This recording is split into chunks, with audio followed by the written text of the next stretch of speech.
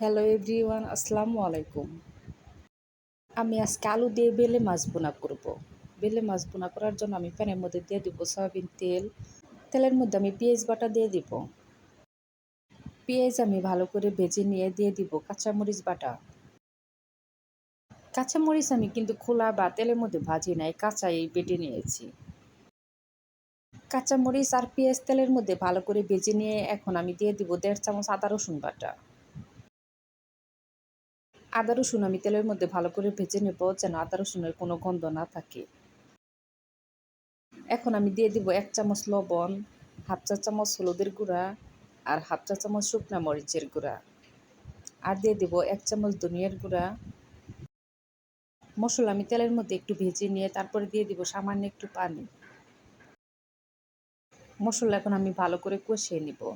জিরা বাটা দেওয়াটা আমার স্কিপ হয়ে গেছে, ক্যামেরাটা অফ ছিল তখন। আমি হাফ চামচ জিরা বাটা দিয়েছি।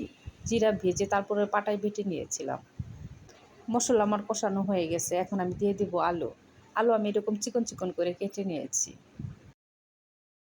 আলু আমি ঢাকনাটা ঢেকে দিব আর চুলার জাল মাঝারি আঁচে রেখে তারপরে আমি কষিয়ে নিব।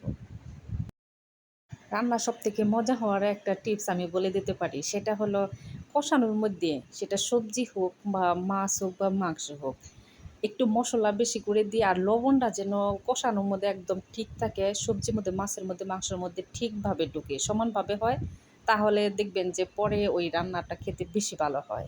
কষানোর মধ্যে সব মশলা ঠিক থাকতে হবে।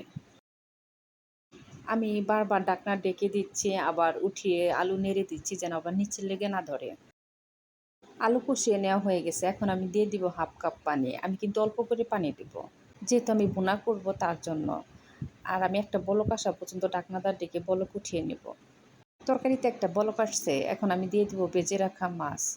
বেলে মাছ আমি হলুদ লবণ মরিচ দিয়ে ভেজে নিয়েছি আলাদা। এখন আমি ঢাকনাটা ডেকে তরকারি রান্না করে নিব। আমার রান্না হয়ে গেছে। সবাই ভালো থাকবেন, আমাদের জন্য দোয়া করবেন। আল্লাহ হাফেজ।